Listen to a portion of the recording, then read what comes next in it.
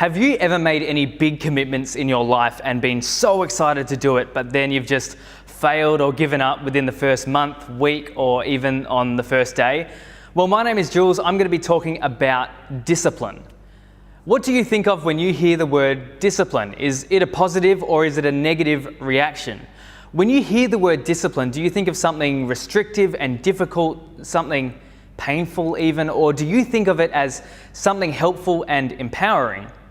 Well, I was reading the Bible recently and there was one verse that stood out to me quite a bit. It looked at discipline in a way that was completely new to what I thought of discipline as. See, there are generally two contexts in which we use the word discipline. The first one is when we think of children and how a parent disciplines their child. A parent disciplines their child to teach them what is right and wrong and to help them grow and mature into a healthy adult. I was such a ratbag of a kid. I did the worst things and I had a lot of discipline in my life to make me who I am today. I'm still a little bit of a ratbag. Then we have this other understanding of the word discipline, or at least I have my entire life. And that other understanding of discipline is just that thing that people have or don't have, which determines whether they can go to the gym every day of their entire life. I call this the Maybelline effect. I think we just assume that certain people are just born with it. We feel they're just born with this kind of discipline that allows them to study or work really well all of the time or stick to their new diet or New Year's resolution perfectly. Have you ever found yourself jealous of people who are just disciplined? Well, my view of discipline changed quite a bit when I read this verse in Proverbs 10:17, which reads, "Whoever heeds discipline shows the way to life, but whoever ignores correction leads others astray."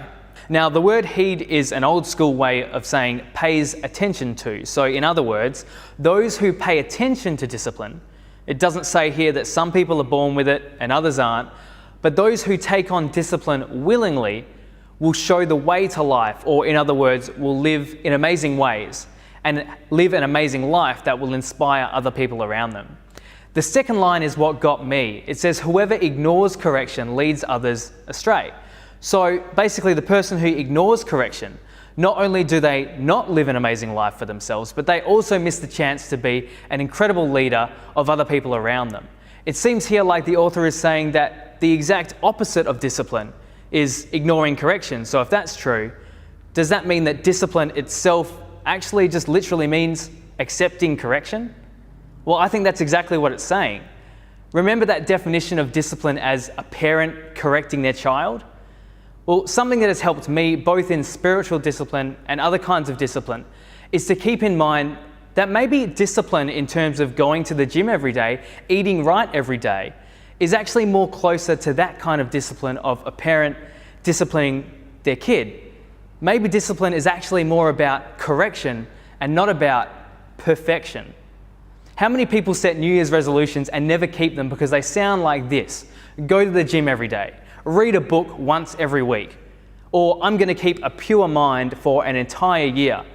These are resolutions that we give up the most often because they're based on doing something every single day or for an entire year. And once we fail one day or we mess up once, we think, okay, well, I've messed up now, so I may as well wait until next year. It's only 360 days away anyway. True discipline, I think, is not about getting it right every single day. It's about realizing when you've had a bad day or you've messed up and then getting back up the next day and starting over again and starting fresh. Discipline. We all want it, but maybe we should remember Proverbs 10:17, where God is saying to us that it's about correction and it's not about perfection.